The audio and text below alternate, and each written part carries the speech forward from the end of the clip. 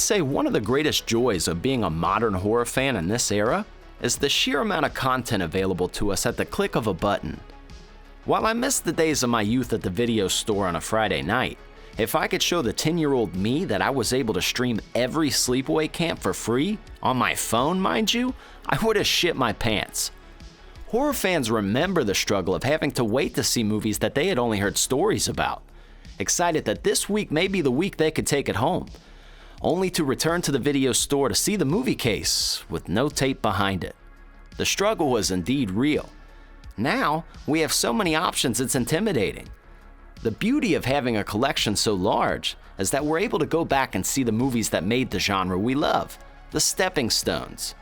That's the case for today's film, George A. Romero's legendary 1978 zombie flick, Dawn of the Dead. This is the quintessential zombie movie. It's the one that wrote the rules, died for the sins for the rest of the flesh-eating dead so that they could live on forever on the silver screen. This was also the first time George used special effects legend Tom Savini, and this was the powder keg that kicked off Tom's career. This film reaches farther than horror. That's because of Romero's ability to make large statements in his movies without being preachy. Being loud and subtle all at once. It's hard to do. There aren't many that possess the skill to insult their audience with brutal honesty while at the same time winning them over. South Park would be a great example of this. Each of their episodes finds a way to take current news issues and turn it into a metaphor that smacks the audience in the face. And they love it because the statements are right. Very Romero-esque. Folks, we got a lot to sink our teeth into on this episode, and we are beyond thankful to have you here with us. So, without any further introduction, here is our take on Dawn of the Dead.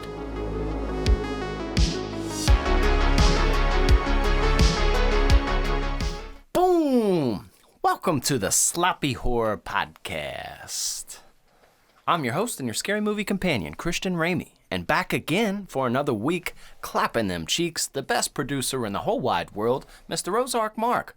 Ozark Mark, what say you? How you feeling this evening? Christian Ramey, I'm okay. I got a fresh coating of dog piss on my face, but other than that... My dog did pee. How does that happen? I understand. Look, a dog has happy pees. I get it, but I guess it was flinging its shit around, and somehow it came up in my face. But some sort of liquid hit my face moments ago. So, thank you for that. Other than that, I'm okay. But it's dog piss, you know what I mean? It's sterile. That's different. Like, if a human pissed on your face, it'd be a little different. But dog piss is like, all right, let me just wash this off. You know what I mean? There's different levels of piss that you get your own piss on you, and that's like water hitting you. You don't care about that. Piss on yourself all the time. Nobody worries about that. But dog piss, and then you got human piss. So that's what's going on in my world, Christian Ramey. But anyways, let's talk about a great movie that we got lined up for you boys and girls. Can we tell them about my world real quick? I guess, sure. Okay, sorry. Go ahead. I had 250 milligrams of THC before we started this show. We will see if said edible kicks in before the end of the show. Let's get wacky. Well, I think we should be okay. But we'll see where we go, folks. It's about to go to the moon. Anyways, what are we talking about today, Christian Ramey? Well, what we're talking about today, we're talking about our first George A. Romero movie we've covered, I believe. I don't know if we've covered any of his. We've covered zombie movies, but I don't think any George A. Romero's. The godfather of fucking zombies. Dawn of the Dead, 1978. Is this a sequel to something? Yes. Okay. So, really quickly. Educate me on that, please. George A. Romero came up in Pittsburgh. It's that Pittsburgh scene I told you about. The guys that did the makeup work on From Dusk Till Dawn, Greg Nicotero and the Walking Dead guy, that was the apprentice to Tom Savini. And Tom Savini was the makeup guy for George A. Romero. These are all Pittsburgh people. Well, when George, he made a movie, Night of the Living Dead, 1968. It was, at the time, just considered super gory and didn't reach a whole lot of people. But the lead character was black, and it was shot in black and white. And at that time, people weren't putting black dudes in movies, and like, not as normal dudes. Like, they portrayed them horribly, and like, he just treated him like a solid, just normal dude. And it started to get picked up in other countries, and it became a blockbuster, right? So George, like every 10 years, he's like, man, I'm going to start cranking out zombie movies. And he had shorter gaps than 10 years, but this was exactly 10 years after Night of the Living Dead. Now, it's not a sequel in the sense of like same characters, but same world of just zombies. So the great part about this is, well, I guess so we'll give them a quick synopsis because it's really not that hard. People are very aware of zombies. And I'm pretty sure if you guys aren't familiar with this movie, you're like familiar with the story because everybody from South Park to like, there's all kinds of people who have like shadowed this. Plus there was a remake later on in 2000s. This was the first zombie movie to take place in a mall. So, like, when you think of being in a mall with zombies, like, that's a thought people have had. That's, like, kind of a cliche within the zombie world. That came from this. And so what we have is the start of this movie. We're pretty much seeing, like, a news reporters and shit, and everybody's arguing about how they're going to handle this situation, and the situation is the zombie situation. And it's chaos. Everybody's freaking out. I think that's one of the best parts of this movie that they portray.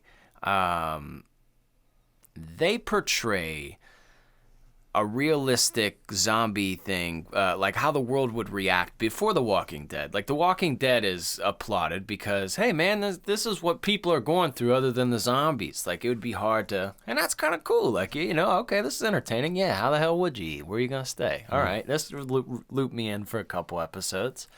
Well, same with the movie. I think this was the first movie to like, well, it's obviously not the first usage of zombie, the word, because there was like White Zombie with Bela Lugosi. It's just he created what we know as zombies. Like they were something else in other movies. They were more of like voodoo creatures brought back from the dead, like Weekend at Bernie's style kind of people. Whereas he gave us the flesh eaters. He gave us shoot 'em in the head. He gave us that whole kind of thing. So I'm sorry for the explaining him more than the story. But anyways, these people escape the news station. A couple people do. They steal a helicopter. I mean, it's the news helicopter. They're not really stealing it because nobody else really fucking wanted it except for bad guys. And they take off. They're trying to find just a place they can hide up. They refuel a couple times and eventually they see a mall. And at this time, malls are new. Like, not shopping, but like shopping centers like that, because the 80s and the 90s were really the peak of malls. You remember that. I mean, I miss them so much. They're so cool. Yeah, malls are great, and I'm telling you, like, I think everybody loves this movie. I think our generation are they going to be the last people to really appreciate this movie just because of the mall itself, because malls are almost extinct. Literally, they're literally almost extinct, at least around here. I think there's 1 or 2 good malls left. Yeah, Amazon is fucking everything up. But I guess you would equivalent it to now in a zombie apocalypse if you were held up in an Amazon warehouse. It's kind of the same thing. But a mall is like the perfect place to hide out in a zombie apocalypse. I wouldn't even be mad. No, you would have so much fun. You have everything there. It's such a great thing to fantasize about and watch, you know what I mean? Like, oh, what would you do if you were in a mall by yourself with a zombie apocalypse? Like, you know what I mean? They do everything, of course. They stop zombies from getting in, and then they kill them all. And then they just go have fun, and then they go shopping and make their own little living quarters and all that. Just have fun, man, and it's always fun to watch. Yeah, dude. So, you know, I don't mean to keep referencing The Walking Dead, but The Walking Dead had a lot of popularity and did very well. But I'm saying they kind of they followed a Bible that George A. Romero kind of laid down, and they didn't have to. But this was serious. Like, there was like even though there was a bunch of funny moments, and then eventually it was made kind of tongue-in-cheek, ha ha ha ha, like laugh parts. But the intensity between the humans, that was real. Oh, there's some real serious parts in this movie too. That's real. It's a roller coaster. It goes up and down, up and down. So yeah, continue please with your synopsis. They held up in a mall. Well, what I was saying with The Walking Dead too. The way that you remember when they like took over the prison and they took over places, they would like clear rooms and things like that. A lot of that started from this. They tactically cleared out a mall, and they were smart about it. Like, there were so many situations in this where they were super smart. It's not one of those horror movies where you're like, why would you do that? There's a lot of it where you're like, man, I actually feel even like Roger's a character who's kind of headstrong, and he eventually gets himself killed because his ego was too big. He didn't think he'd get caught up like he would, and he did. But even then, it's like, I still feel him. I would have probably been cocky like that too. Like, maybe not as, but just, I feel it, man. You're on a roll, bro. You just killed a bunch of zombies. This is life or death. Like, everybody's depending on you. Like, you don't want to be solemn and, I guess we'll do it. No, you want to, let's get it fucking done, man. Yeah, let's go. Let's go. I mean, you hit the jackpot in this place. Get it done. Get it done. Man, and so eventually throughout time, it does not go great for everyone within the mall. There's just 4 of them, but eventually they get company, and that's also a thing on Walking Dead. They have the prison, then other people try to come take it. Well, that's one of the things that you would forget about, honestly, in a zombie apocalypse, because you're worried about zombies and trying to get a place to be safe. But once you find that, there's going to be other people. And people are worse. That's going to take your shit. Like, no rules. There's no rules anymore. Like, if they see something they want, they're going to take it and try and kill you. And that's the thing I would be most worried about, honestly. Like, if you and me were in this situation, once we cleared them all, I'd be like, all right, how are we going to defend this place? Because there's going to be a big group of Outlanders somewhere. Somebody else, some other group is going to come to this mall, and they're going to find it. Yeah, and they're going to want it. And I wouldn't trust a soul. I wouldn't trust a trap I wouldn't bring anybody in. It's like, nope, this is our shit. You ain't coming in. You would literally have to like metal barricade the doors and park cars behind those doors. It would be to the point where people are coming in, they're literally blowing out a wall to get in. And then at that point, I don't know. Hide. Yeah. Wait till they get comfortable. Mm-hmm. And then take them out the game. Yeah. Shut up, cat. Your cat's in heat. Dude. Dude, that's the worst thing ever. This cat don't shut up, dude. It's so bad. I know. We're taking her to the doctors this week, and you try to be nice to a cat, and this is what they do to you. You save them, and then they're just like, yeah, I'm gonna go and heat. So, Ozark Mark. Yes. Here's a little tidbit that it could have been saved for what do you know, but it's just such a fundamental part that I didn't want to just only have it after that. Dario Argento, we know him very well. Suspiria, great score. He used Goblin. Yeah. And they had Jalos had a style, right? Obviously. Well, George A. Romero goes to make this movie. At that time, nobody's helping you out to make a damn movie like this. Nobody. Nobody wants help. Nobody wants to help. So, Dario Argento was like, if you make this, I pay. I pay for. I go. I pay too. I want to be a part of. I was watching an interview with him, and dude put his money behind it to help George put this movie out. So that's pretty badass. Like, to think, I don't know, man, we referenced an Evil Dead, how, there was the Wes Craven poster in the basement, and then obviously in A Nightmare on Elm Street, she's watching Evil Dead in her room. Usually, people coming up at the same time within the same world usually beef with each other and, other things, like music or, I don't know. People get jealous. I don't know, just the way that people help each other out in the industry is pretty sweet, and Dario Argento is obviously a legend in himself. So that's kind of cool to think he helped George to make this movie out. So I don't know. I wanted to get that out of the way because that's a good structure point to how they got this whole thing made.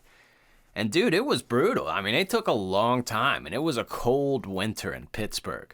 But bro, George A. Romero was Pimp Daddy in Pittsburgh, dude. He had mad clout. Everybody wanted to help him out. As soon as he put the word out, most people were working for nothing. Next to nothing And like the zombies in this, there's so many, and they're so irregular. They don't all match, which kind of makes it weirder and cooler. That like the longer it goes, because sometimes your brain doesn't register it as normal. Like whereas now, like when we first saw a Walking Dead zombie, you're like, whoa, that one crawling next to Rick. And, I'm sorry this happened to you. You remember that? But, the first time seeing that's shocking. But after a few seasons, you're like, okay, I know what these guys are all about. But these dudes, you're not like, if it's your first time watching this, you may laugh at a couple, but then you're going to see some. You're going to be like, yo, that's different. That's interesting. Well, these zombies to me are some of the scariest zombies. I don't care about the decapitated ones. Like, for instance, the ones in The Walking Dead, they're decapitated, they're stupid, they're not smart. These zombies in this movie still have some sort of memory. Yeah. That's what draws them to the mall. They're down to like primitive instincts. Like they see something. You and I would be down here just like grabbing the mic. Yeah. Like for instance when Flyboy, Roger, once he turns into a zombie. Steven. Yeah, Steven, sorry. My bad. Flyboy Steven. Once he dies, he gets eaten by zombies. What does he do? He finds his way down their makeshift wall and goes up to their living quarters to try and get them. The little subconscious in his brain. Yeah, there's a little subconscious in these brains. And there was one where a zombie picked up a tire iron and broke the window. Yeah. Those are more scary zombies to me than just dumb brains just walking towards you. You know what I'm saying? Absolutely, dude. And I don't know how many episodes we've done thus far that have had Tom Savini's work. I mean, he says that he prefers the maestro of makeup, but like he used to go as like the Wizard of Gore. Mm-hmm. I like that more, man. The Wizard of Gore. That just you, sir, are a Wizard of Gore. It just, I don't know, sounds so cool. But he obviously had a lot of help because he wasn't able to do everybody's makeup because there was the sheer amount of zombies, the sheer amount of people making this film. But I don't know, man. Like, could you imagine if me and you like went to make a film and we're just like, yeah, we need help, and just the whole city's like, we got you. I guess so, man, because you're gonna have to have a big budget for this one. You need an entire shopping mall to be emptied. He was just friends with these people and fuck up the mall, and then you have to get semis, then you have to get a helicopter, and then you have to get all these people, like all of these extra people to do it less than nothing to be zombies and just walk around for days on end. Dude, so much fun. You can tell whenever any of these people are interviewed, if you listen to them interviewed about it, they all say it was just so much fun. And you're like, how could it not have been? Yeah. Like, how could it not have been? Because they were all, even though Ken Foray, the guy who played Peter, the great actor, he's been in so much stuff at this point in his career, but at this point he was just, just a youngin', coming up actor, trying his hardest, and he crushed it, bro. Dude, all of them are like he crushes everything. He's probably one of my favorite horror actors of all time. He's gonna be up at the convention this month too, man. He's check awesome, him out. man. Joe Grizzly, bitch. I'm telling you, I walked by because I didn't get a picture with him one time, but I just turned my head and I said, I'm Joe Grizzly, bitch. And he went, all right. Yeah, he pulled like the cool old guy. Yeah. All right, now what's going on, partners? I love him, man. It's like, are you, and the Devil's Rejects, the chicken fucker scene. Are you accusing me of taking these chickens, cutting their head off? And fucking him. He does just have such a way. And I love the dialogue because this is 1978. And I love, like, people had a more trusting nature in the old times. Because it was just like, even like if people were mean to each other, it was just different. Nowadays, we're so literal. We're like, you piece of shit. What, like, everything's a lot more. That would be, if you said that in the 70s, people would be like, whoa, man, you're getting out of line. Why don't you calm down? You don't want to act like a pickle. A pickle? What the fuck did you just call? I will beat your ass, you piece of shit. Whoa. Hey, partner. Why don't you take... People just had a different way of talking. So when you watch these old movies and Roger's going crazy and stuff, and he's freaking out, he's, hey, man, are you straight? Hey, you know what I mean. both of our lives are at stake right now, man. I need you to be straight. I'm like, if you ever said to me, be like, yes, sir. You could tell me to do anything. I'd be like, They yes, just talk plain, Yeah. right to the point. Hey, you know what's really funny? So all four of these people go up in the helicopter, and they're not all like BFFs. Like Steven is like pretty simpy for Franny, the girl, and she's preggers. Is it Steven's, or is it somebody else's? I don't know. I assume it's Stevens. But like, I don't know. It's Stevens. Okay, so it's Steven's. I don't know. It might not be. And then there's Roger. So they're all different. Like when they're going up in the air, Franny says, "I'm leaving friends and family behind. What are you leaving behind?" Roger, he says, "An ex-wife." Somebody else said, like, I forget what they said, but just pretty much listed the people that they're leaving. And they asked Peter, and he says, "My brothers." And then, like, everybody was thinking it, right? Everybody was thinking it, like, what does he exactly mean, right? And then, like, the next scene, she just looks over. She said, "So those brothers, are they street brothers or real brothers?" What? I don't know. But it was such a real, honest question because, like, you didn't know what he meant. Dude, it's like, Street again, brothers or real brothers? He said, both. It's 1978, man. So there's going to be a buttload of nostalgia in this that, I mean, you know, it's just funny to watch and fun to see. I'll tell you what, you want to know what guy cracked me up? I straight up lost it.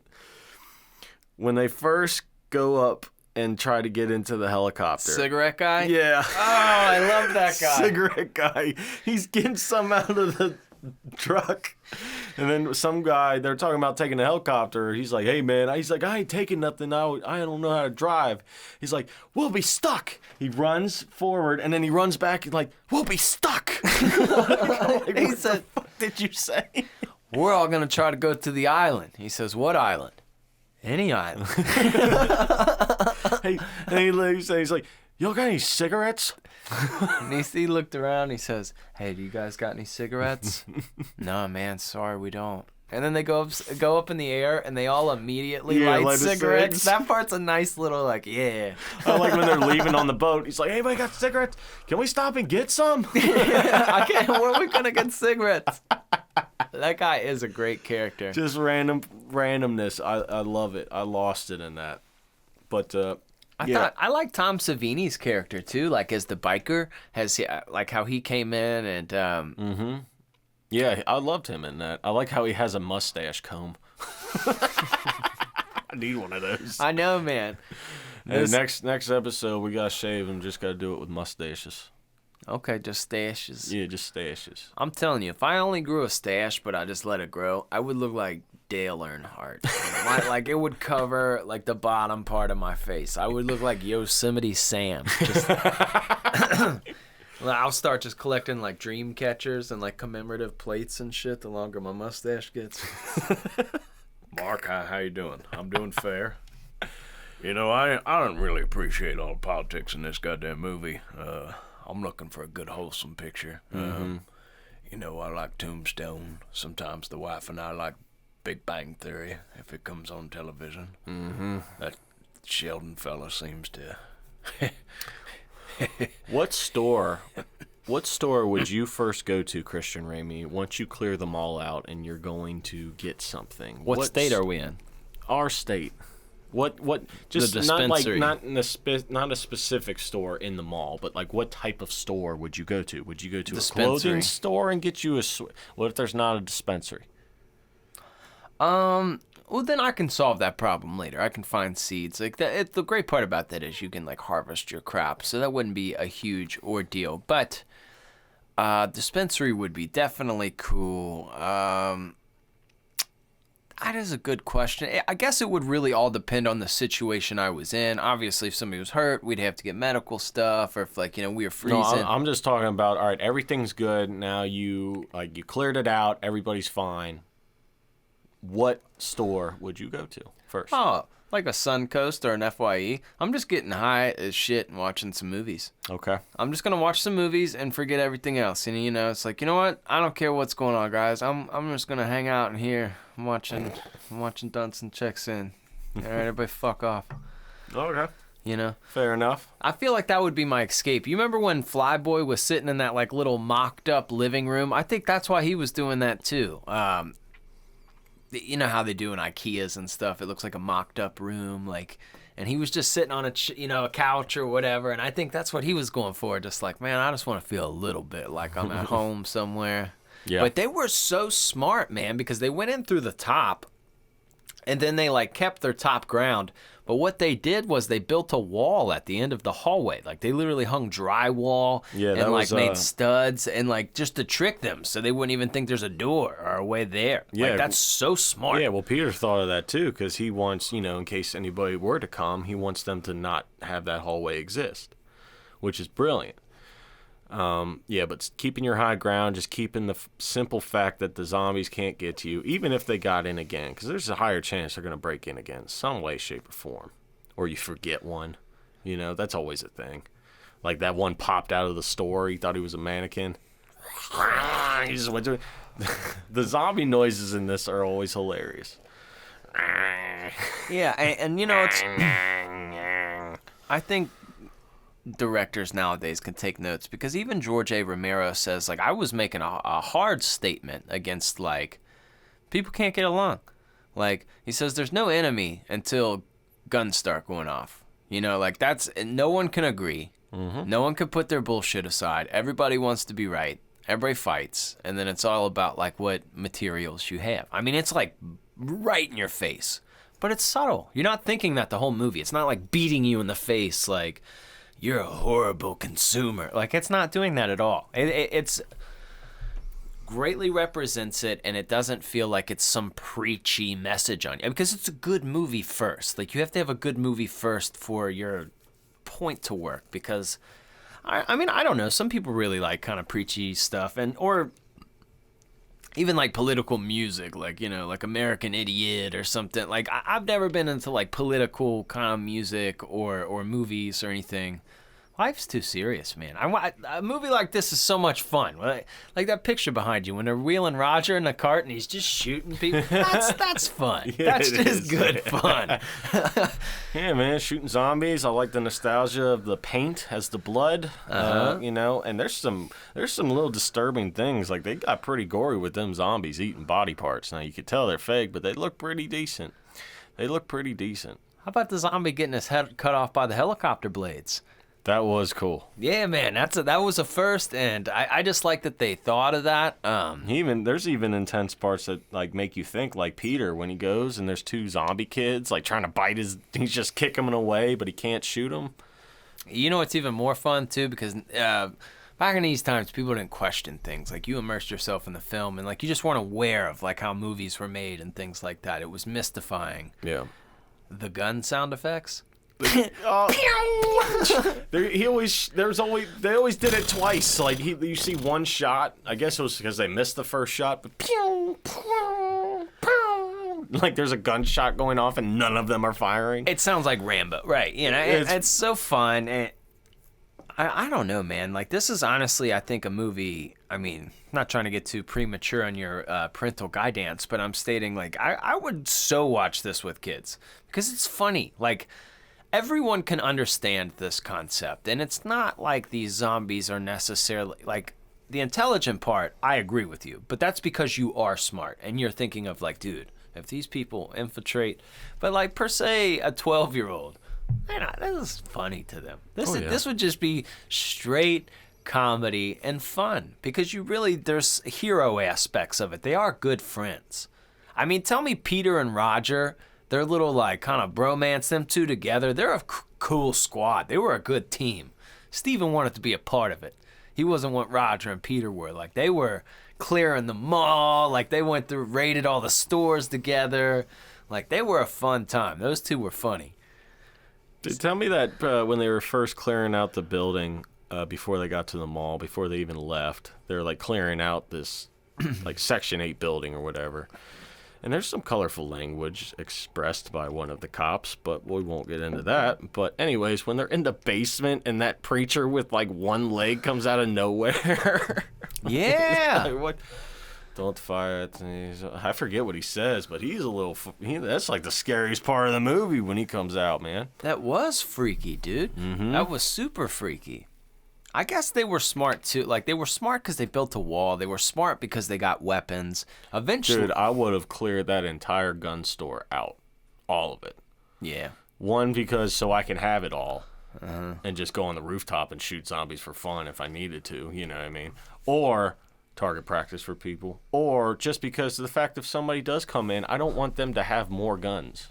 You know what I mean? But that's just me. I'm always on the defense. Yeah, I would it's just definitely be people that- thinking about food. Like, all right, what's going to expire first? Because you got a lot, and they still had fridges, so it's like, all right. Right, but there's another thing I question. It's like, why are they putting all of the zombie bodies in one of the walk-ins? Like, there was like tomatoes in there and things that could expire. Like, I agree with you. I would have threw them bastards off the roof. yeah, but the problem is getting them to the roof, I guess, if there's not an easy access. I would have put them outside somehow. Like, I would have distracted the zombies away from an entrance and just fucking thrown them out or something. Like, I would have kept them outside. I wouldn't have kept them in there. Yeah. You know, especially around the walk-in food because, you know, I mean, that's the food It's you're like the going to take last first. place I wanted. Yeah. That's the last place I wanted. Yeah, that didn't make sense to me, but I mean, I guess, you know, whatever. It's a movie. Can't get too deep into it. You can't get too deep in it, Christian. I like how they went to the bank and they just stole money anyways because they're like, you never know. Dude, I would have done it too. Yeah, fuck it, man. So they're playing poker with it up there and stuff. Like with big money, Yeah. like $50 like, each card. Like, damn. I would have wiped my ass with $100 bills just so I could. Yeah. Do you think at any point, Franny was thinking, like, these dudes are going to try to bang me? No, because she was pregnant. I know, but, like, after all this? Like, eventually? I don't know. Would she have thought, like, which one wants me the most? I don't know what women think, but probably. I think that might have crossed her mind. I'm just saying, like, if it was you and 3 chicks, you would be thinking, which one am I going to bang first? Which one's most likely? You know what I mean? Like, in like a survival situation, you're like, uh-oh. If you were, like, single, Yeah. Because she wasn't, like, all the way with Flyboy. It was kind of like he was pretty simpy for her. Yeah, they had some problems. Yeah. They had some problems. He definitely wasn't the alpha male of the group. He engaged her in a zombie apocalypse, and she still said no. Like, if there's no other time. Nah. Like, the world has literally... No one will know. No. Only we know. And she still says no. Yeah. Yeah, that's... Man. Christian Ramey, I love this movie. I want to find out more about it. You want to see Yeah. what we know?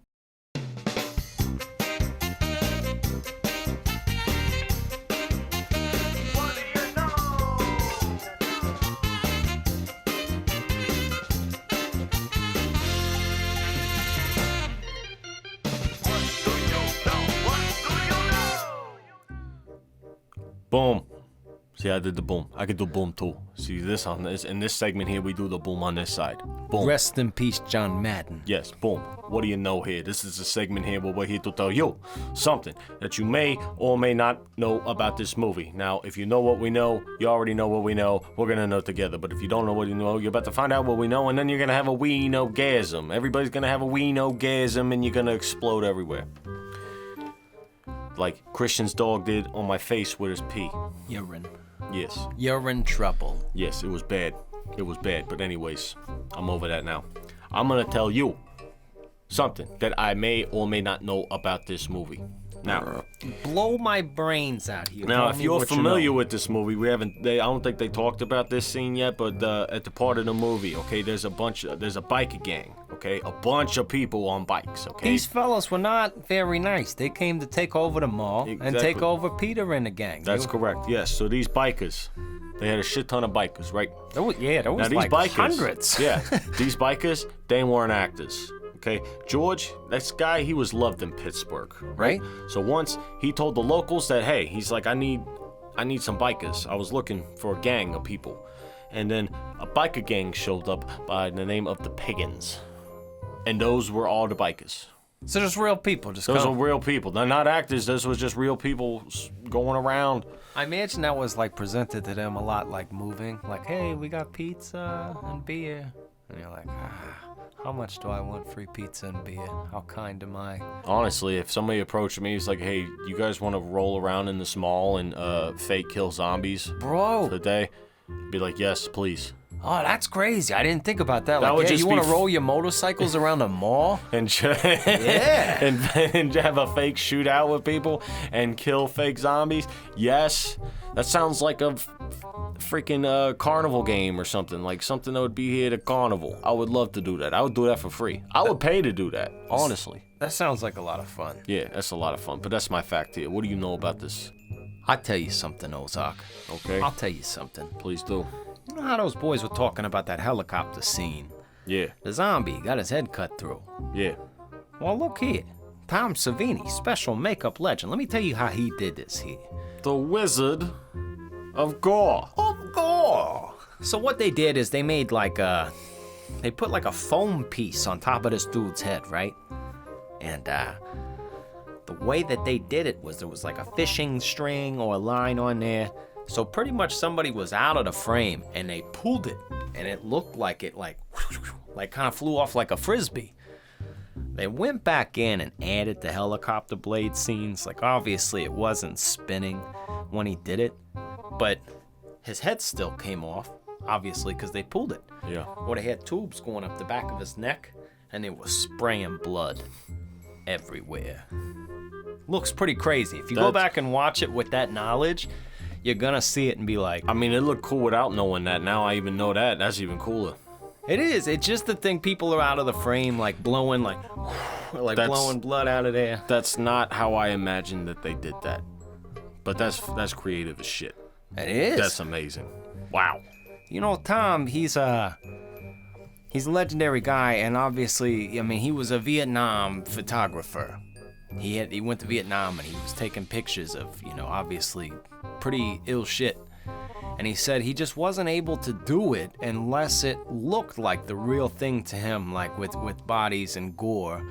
So, I mean, even in The Burning, you remember with the finger slicing, like they had to trim that movie because it looked so real. Yeah. And he says he gets real mad at people when they let their jaw, like in movies when they die and they keep their mouth together. He says that pisses me off. It's not real. He says because your jaw opens when you die. So he's just a legendary guy. And I really urge you guys to look deeper into his work if you guys aren't familiar with all of it. Tom Savini, effects legend, stuff like this is what makes movies watchable these days. He's a guy that cares about what he does and take pride in what he does, and you can appreciate that. Hey. Hey. You know anything else here? You know, I don't think so. Well, that's fantastic. I think that's it. What do you know here? Mr. Ozark, Mark, now that we are throwing a lot of love towards Tom Savini, Yes. really quick, we may have discussed this story, may have not, but I want the listeners to know. So, Tom Savini, when he was in high school, he did a lot of plays and shit like that, and he did the makeup for his friends and stuff like that. He was into it, but it was more of like the theater aspect. He was an actor. Well, George A. Romero, in that town, went to that high school to look for talent. He was looking for a young actor, and he picked Tom Savini for a movie and a role. And the movie never got made. But George said, you know, I'm going to keep your number. You know, we'll stay in touch, and whenever I work on something, I'll have you help me out. And then Dawn of the Dead came out. Or, I'm sorry, Night of the Living Dead in 1968. But Tom Savini got called to Vietnam, so he wasn't able to work on that. And George just said, you know, get home, and we'll work together. I'll see you later. And their first movie back together is this, Dawn of the Dead. So Tom is very critical of the blood because it looks like paint, and he says if I can go back and change anything, it would be the blood, but we didn't have the recipe. So we often talk about like Rick Baker and Tom Savini because they did like American Werewolf. A lot of the movies we watched that were in the 80s, even early 90s. But before them was Dick Smith, and Dick Smith did like The Exorcist, and he was kind of like, He's not the Godfather, because I'm going to give that to Lon Chaney, but he was a guy who taught people how to make blood, how to cast heads, how to do all that stuff. I mean, his classes are still taught today. But Tom said I didn't have all of his knowledge, because he says back in his generation, like nobody now, if you want to be a makeup guy, I mean, yeah, there's schools for it. Tom has a school. There's TV shows like Face Off dedicated to people doing cool effects. You see it all the time on social media. Back then, you wanted to learn how to make fake blood. Where are you going to find that out? You don't have the internet. You got to find a book. You literally had to hunt people down. And like his passion for that kept him going. So then eventually down the line, that's when he met Greg Nicotero, and he was helping him out doing Creep Show and stuff like that. It's just a small world, but it's so cool, man, how people, because they're underpaid for this. Oh, yeah, what's 100%. So, they're not like that. It was a lot about their passion. And even if we made horror movies now, they established a genre and made it cool. There's like conventions and stuff. There weren't conventions in 1978 for scary movies. I tell you this right now. You were an oddball. Oh, you like those kind of pictures, huh? So, and what's really funny too, I also urge you guys to go look up like interviews with George A. Romero. He's since passed away, but he's like such a sweet guy. He was super funny. He's one of them dudes that like you wish was your grandpa. He's just so funny. And I don't know, he's just a sweet soul. I was happy that I got to watch a lot of his movies, because you would think, like, man, this dude's making zombie pictures, eating people apart, like all the flesh, rendering of flesh. You think, all right, who is this guy? I mean, even Rob Zombie's like a nice guy, but you picture he's going to look like somebody like that. But he's not. He's just this old man in like big brown framed glasses and a sweater vest. Like, it looks cool. What do you guys want to do? Should we have him jump? Or, he just wants to see cool stuff. Yeah. And apparently he is always remembered by his cast as a director who always wanted input. Like, he would always ask, Ozark, what do you think? Where are these guys going to come in from if they had to bust in through the stairs? What's going to go on? And he would ask everybody, like the guy delivering packages on the set that day. He would ask him. He wanted everyone's hand in it because he knew it makes a better project. And I think his movies kind of feel like that. They're moving pieces. There's so much background noise and real noise. There's so many moving parts. There's so many moving parts, but that's what makes them so great. It makes them a lot more believable. Like, even in this situation, like in this movie, yeah, it's old. The effects are kind of corny. It's definitely an older movie, but you can get lost in it. But, Christian Ramey, that was a great little intellectual speech you had right there. But we need to figure out what this horror movie rates on the Sloppy Horror Podcast rating. It's time. Sloppy horror rating, baby, yeah! Bingo, a bango, a bongo. Welcome to the Sloppy Horror Podcast rating. This is the segment here where Christian Ramey is going to rate this horror movie on his horror movie scale, not a regular scale, but a horror movie scale. Now we got some big news here. There's going to be a little change in this horror podcast rating. Okay, so pay attention to my little instructions here. We're going to do this in a series of 4 categories. 3 of the categories are worth 3 points. Last category is worth 1 point for a total of 10 points altogether. That's right. And he's doing a fantastic job with the Price is Right style, Dawn of the Dead VHS. What a gem that is. But enough of all this malarkey. Let's get into the first category here on the Sloppy Horror Podcast rating, and that is casting. Okay, casting. Yes. Everyone worked really well together, even though they're not big actors. I feel like Ken Forier's won at this point. I want to give this 1.5. I feel like it's right in the middle. It's just enough where it doesn't piss you off.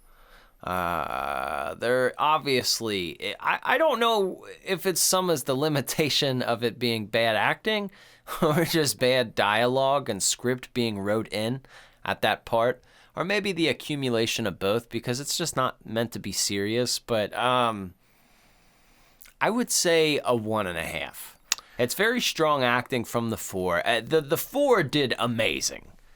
But there's just so many people and so many zombies, so many bikers, so many news people, where it's like, okay, you're in this movie for really the situation more than the acting itself. I mean, Ken obviously is the shit, but I'd say he's a 1 point in itself, and the other people are half a point. They're no names. I feel what I mean? Dude, he's so good. So that's 1.5. I'll agree with that. There's not fantastic award-winning acting in this. You know what I mean? So, and you only got 4 of them, so you can only score so high. So it's 1.5 out of the first category. Let's go into the second category here in the Sloppy Horror Podcast rating, and that is kills. Mark. Kills. Yes, Christian Remy. I don't know, how to, give this anything but a 3. And if so, talk me off the ledge here, but, let's look at this, dude. Because we're not just talking zombies. We got people, and there's just a wide variety. There, like you said, there's people getting eaten. There's helicopters taking heads off. There's people being shot. There's people being hit with mallets. There's people being thrown off balconies. There's people being hit with cars and trucks. There's so much death. I don't even know. You can't get a count on this. No, I don't. I'm not sure. But killing zombies is always going to be creative. That's one of the most creative things that you could do. It's a buffet of killing. There are human kills too. Okay, but the helicopter one's awesome. I don't know, man. I would go. I don't know if I agree with the 3. It's just hard. There's a high volume. Mm-hmm. I would say 2.5. Okay, give it 2.5. Don't give it a 3, because I mean they're not. They're all. There's a large variety, but none of them are super duper spectacular, except for the helicopter one. I think the helicopter one is the best one, but it's a lot of gunshots. And I'm thinking of the impact, like the impact too at this time frame, because Mark, let's look at our big pictures in the 70s that come out before this. So we got let's just say The Exorcist, The Omen, all right, and let's look at the gore. Let's look at Halloween, and let's look at Texas Chainsaw Massacre. A lot of the gore in those movies were very much implied. It's not implied in this. It's shown. There's heads being blown off, but because of that, Tom was brought on to do Friday the 13th. So, without this, there wouldn't have been the birth of the slasher boom. I feel good with 2.5, but a lot of that, guys, a lot is impact, too, because this was so gory for its time, and it was something so different that people that were into making horror pictures, it got to a point where makeup effects people became the star of the movie. They would put them on the bill just as big as the actors. And people, Tom Savini did? Oh, I'm going to see this. Oh, Rick Baker, I'm going to see this. So... Well, I tell you what, now that you put it that way, wow, it's got to be a 3. Okay, I'll agree with you then. I'll give you that. All right. I mean, in comparison to Texas Chainsaw or right. Halloween, where it's there's murder, but it's really implied. Yeah. This was in your face for 78. It was. So we're very much, because of the year it was in, and Savini, and so... It all makes sense. So yeah. that's 4.5 out of 10 after 2 categories. Look, Gordy's going to the third and final 3-point category here on the Sloppy Horror Podcast rating, and that is fear. So you're not going to be really afraid at all. I want to give it a 0.5 point for the fear of people. Just for the fact that, I think people feel safer with the zombies. I think it's easier to accept, all right, we're holed up in a mall now. We could get used to that very easily. All right, me and my wife are going to stay in the Sleep Number store. You guys can stay over there at the Serta store. And, we would very quickly get used to our environment. It's the people showing up that would scare the shit out of me. Yeah. People are smart, and they're going to come in here and try to get our compound. They're going to try to get us. So I think there are thematic elements in this. There are suspense-building scenes. It's a horror movie, and I can't give it a 0. So I'm going to give it a 0.5 point, because it's not terrifying at all. But it does get you going on the edge of your seat, your heart moving at parts where you're like, get the hell out of there, man. Go on. Or you're very immersed in the moment. So just for the fact that it's able to grab you a little and take you on a journey, that's a half a point. But there's nothing you're not going to turn the lights on, and in the hallway. You're like, oh, No. better keep the light on tonight. No. Okay, so that is 5 out of 10 so far here on the Sloppy Horror Podcast rating. Let's go on to the last category here in the Sloppy Horror Podcast rating, and this is a new and improved category, okay? You can give it either a 0, Christian Ramey, a half a point, or a full point. This is the last category here for its 1 point. It is rewatchability. I like this change because you're right. I'm not really going to spend a lot of time talking about movies I don't fucks with. Exactly. So you got to do something that's more. And if it is a newer movie that I'm talking about that I don't fucks with, I think that will be very relevant by the end of our episode or end of my rant on it. So rewatchability, Ozark Mark. Yes, times 100. This is I don't know, man. This is just, sometimes you're looking for a good movie to throw on, something just like this. I love old movies. They're honestly not as like, yeah, man, it sounds better on vinyl. Not in a hipster kind of dorky way. I just prefer older movies. I just like the pace of them. I like the way people talk. I like that everybody smokes. People make me laugh more in older movies than they do now. Absolutely. They're characters, man. Yeah, these movies are getting better with time, I think. I agree, man, like wine. Yep. So that's 6 out of 10 total for Dawn of the Dead 1978 here on the Sloppy Horror Podcast rating. Wow. What a rating. Wait. So you give it rewatchability as well? No, you just do it. No, let's. Yeah, you did. You just gave it a point. You got it. No, it's a half a point. I want to know from you too. All right. Let's do it that way. I love this movie. I'll definitely rewatch it. This is a fun movie to watch. Okay. It's great. Because I think too, because I'm gonna come into certain movies like certain movies I'm gonna have like, yeah, man, I'm gonna rewatch, and you'll be like, I'm good with this one and done. And I think that's a very valid answer because not everybody's like the nerd about it. Some people just like horror movies, man. They don't want. Sometimes you see one and that's all you need to see it. So I think that's fair, man. Cool. 6 out of 10. Wow, that is a fantastic rating for this movie. I think it's very logical and it fits. At the time, I don't think it was made as a FUBU horror movie, but now this is definitely a for us, by us horror movie.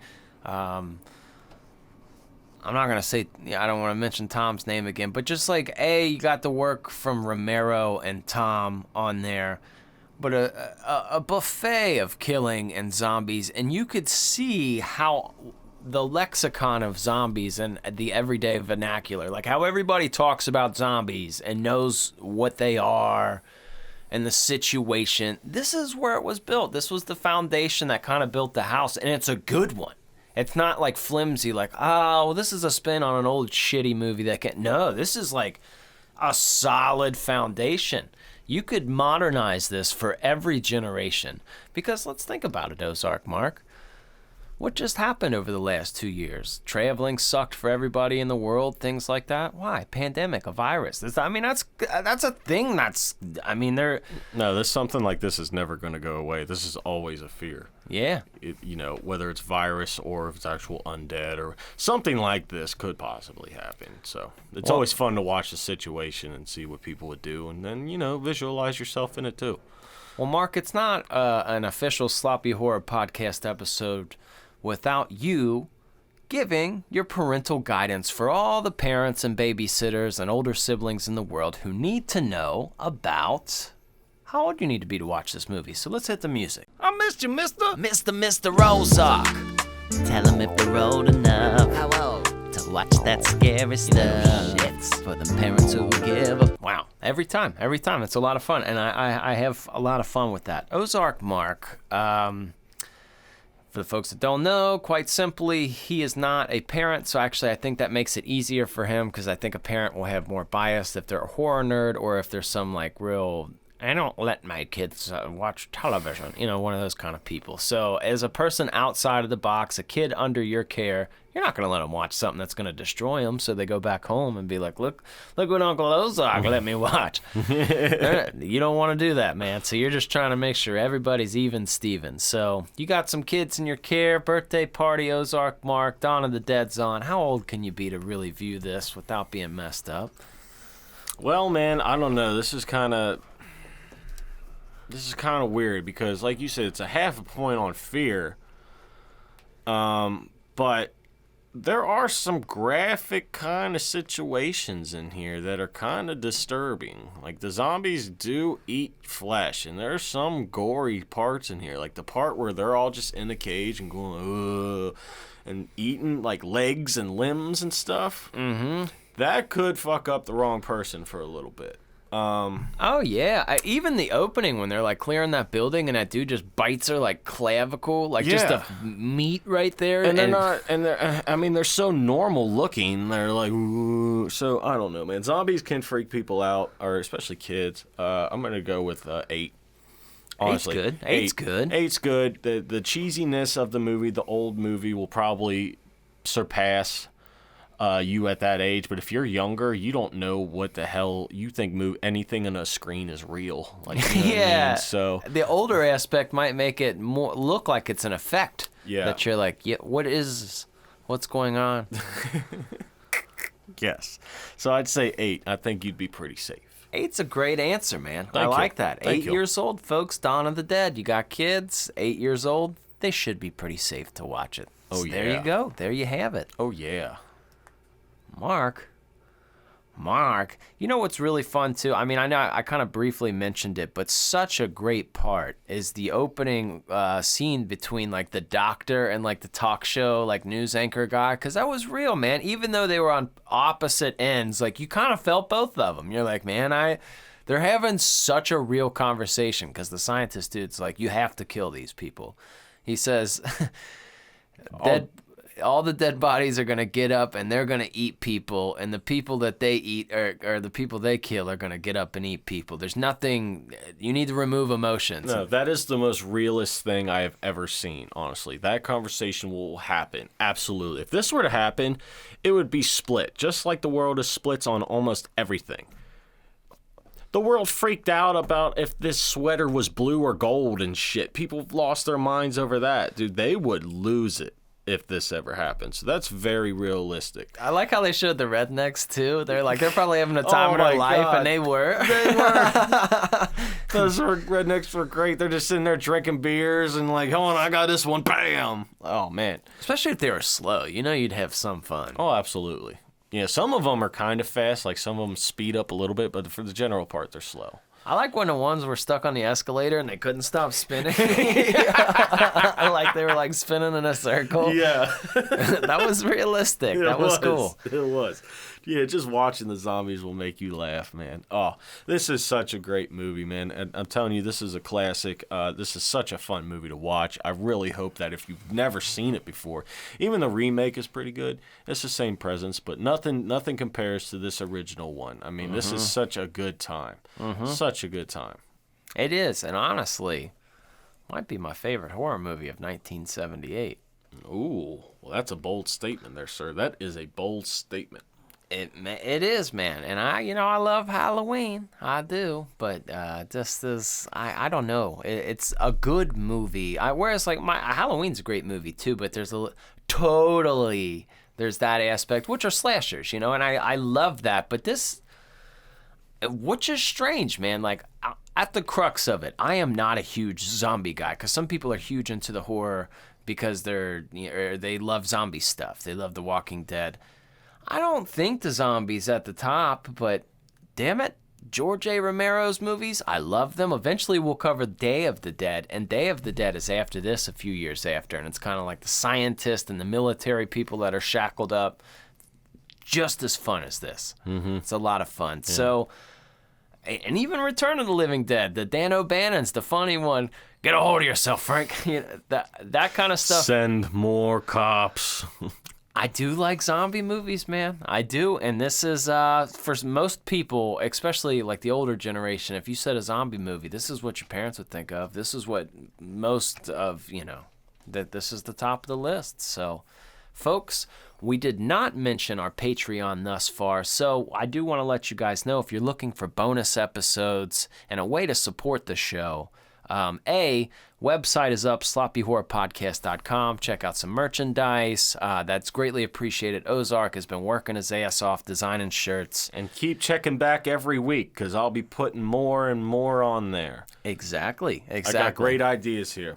Yeah, and we're really excited because we're working with good stuff, good website, good things to get the merchandise out. Because if you've ordered before, it's gonna be a lot better than your last experience. I can tell you. Well, that. it's just because we're not running a sweatshop. No, and we tried to run a sweatshop and all this, and we know we simply cannot do that, and we realize that we're not good at it. Yeah, and honestly, even with we've had help from some great people, and we really appreciate that. But these people are still on board, and we're moving with a different distributor. Things should be really great. So check out their shirts. And seriously, the Patreon, I know it's not for everybody. If you guys made it this far in the episode, it shows that you guys are good fans, and we really appreciate you. If you only enjoy our free content and all you do is like and follow us, throw some comments on the video, that means the world to us. We really just care if you are entertained. But I know sometimes when we're all fans of something, because nowadays you can't go in the movie store, you can't go in the mall and buy your favorite CD or your favorite movie anymore. You got to find a way to support the people you like. So I got a couple people that I do that with too. So if you guys are looking for that way, it's patreon.com/sloppyhorror.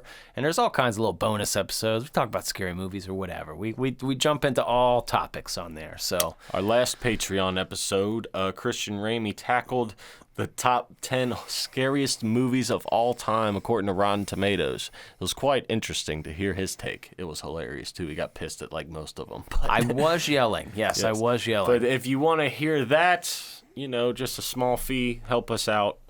And of course, along down the way, we're going to have special offers of merch to only Patreons. I can tell you that. Yeah, and all the Underboss members, if you come in as an Underboss, you get a free candle anyway. So, ooh, those are good candles. They are, man. Those are great candles. I want to eat them. So, can I give you guys a little bit of tidbit for next week? Yes. What is the hint, Christian Ramey? I've been waiting for the hint. Is going to be the most controversial film we have ever covered. You and I both like it. All right? It happens to deal with a character who was introduced to us in 1978. Okay. Well, that is quite interesting. I have no idea what the hell it is. Actually, I do. I just don't remember what the list said. But that's looking forward to, boys and girls. Thank you so much. The movie came out in 2009. Okay, shut up. All right. Thank you for everybody. It was a pleasure to see you again here on the Sloppy Horror Podcast. But unfortunately, our time is up with you for now. But we will be back next week, clapping them cheeks and keeping you company. Hey, you guys crush whatever you're doing this week. Have a good time. Watch a scary movie. I'm telling you, you won't regret it. You heard it from your scary movie companion and the best producer in the whole wide world.